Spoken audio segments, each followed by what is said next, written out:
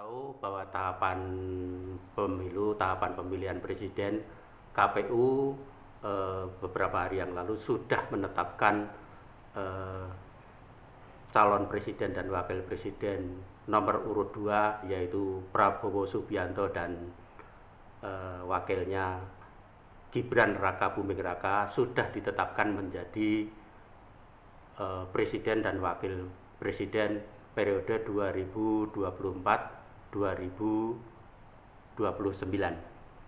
Selamat buat mereka berdua.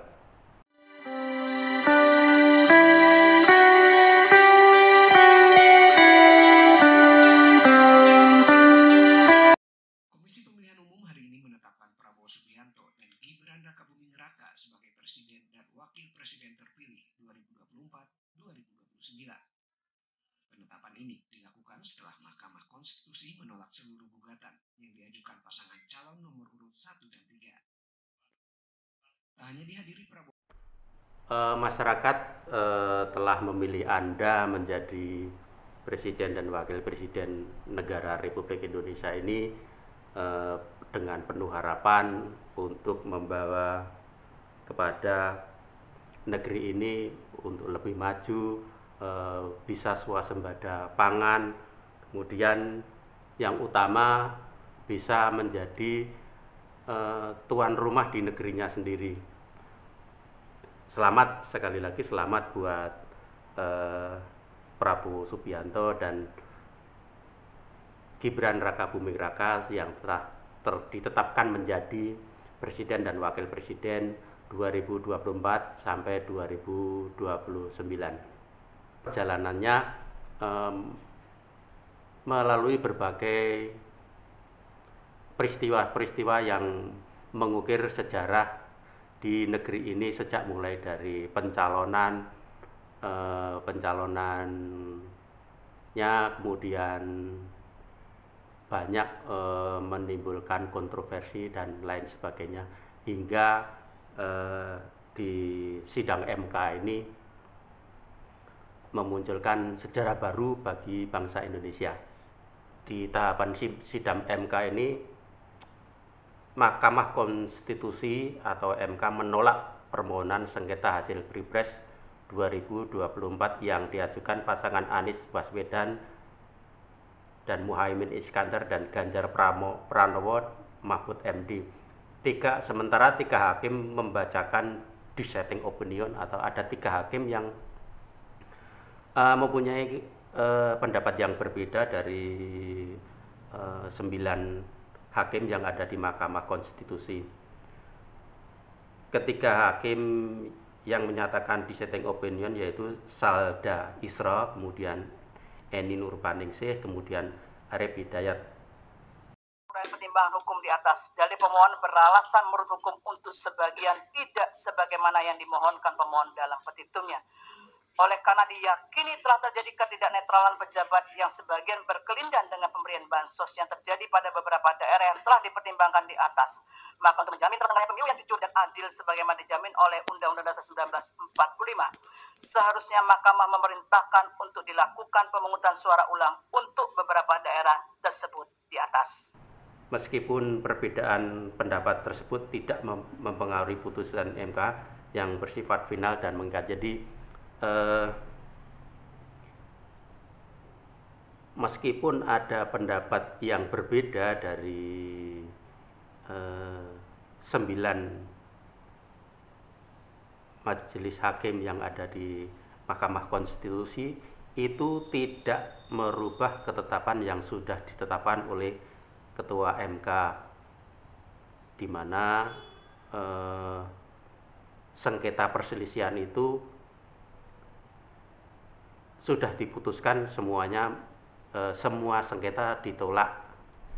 Jadi meskipun ada 3 hakim yang menyatakan pendapat berbeda, tapi itu tidak mempengaruhi keputusan yang sudah diambil.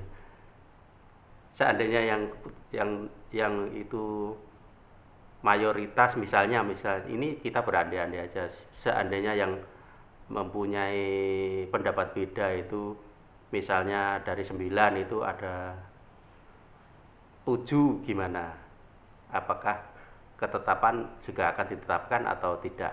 Tapi ya sudahlah, kita nggak usah membahas tentang itu. Yang penting dalam pemilu 2024 ini ada 3 hakim yang menyatakan atau di khalayak menyebut dissenting opinion atau pendapatan yang berbeda. Di pemilu 2024 ini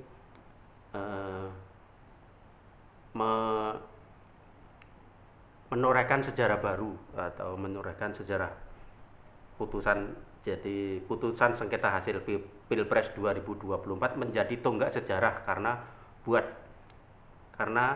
buat pertama kalinya terdapat hakim konstitusi yang menyampaikan pendapat berbeda atau dissenting opinion.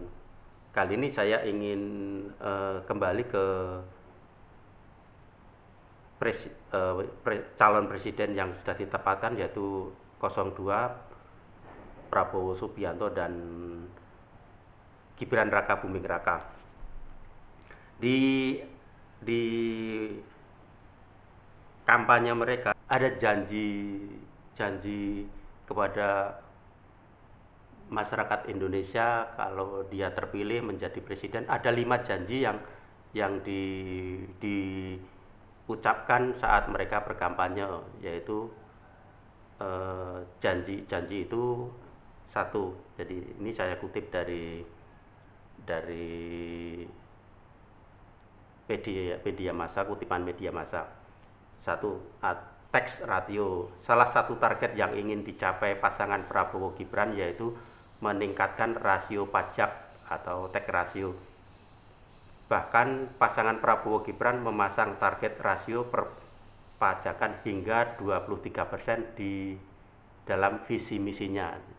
Yang kedua, janji saat mereka berkampanye yaitu penganggaran dan lapangan pekerjaan.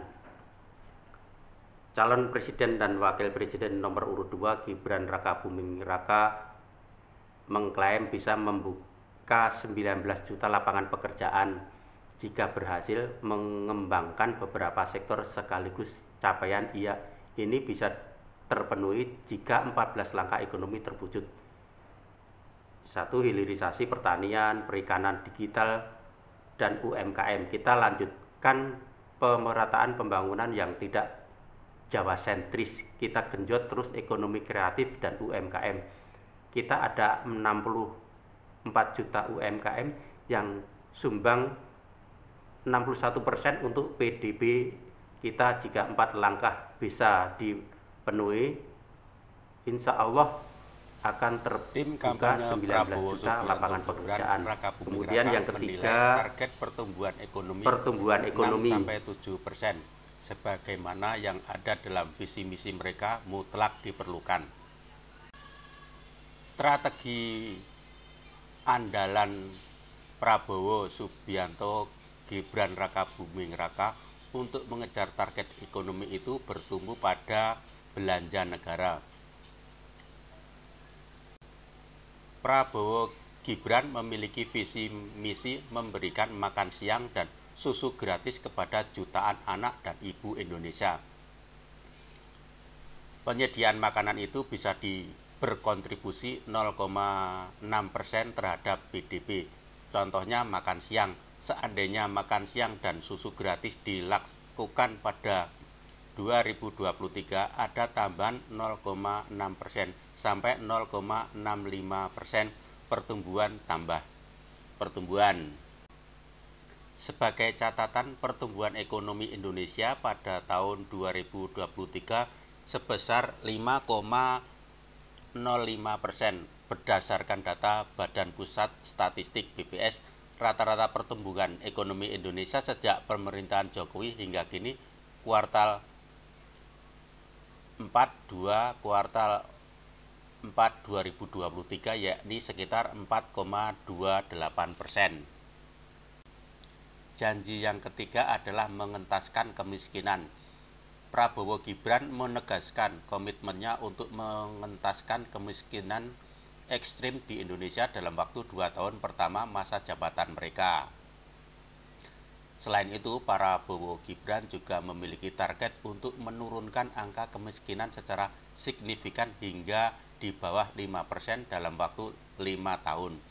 Saat ini angka kemiskinan masih berkisar di angka 9,36% yang menandakan masih adanya tantangan yang harus dihadapi. Kemudian janji yang kelima adalah makan siang gratis. Makan siang dan susu gratis menjadi program andalan Prabowo Gibran saat berkampanye. Program tersebut kemungkinan besar akan menyasar daerah 3T, yaitu tertinggal, terdepan, dan terluar, terlebih dahulu mulai 2025 mendatang. Program tersebut akan menyasar target dari program sebelumnya yang di Kementerian Kesehatan seperti balita sebanyak 22,3 juta, anak TK 7,7 juta, SD 28 juta, dan madrasah hingga SMP 12,5 juta. Jika dijumlahkan ada sekitar 70,5 juta penerima program tersebut.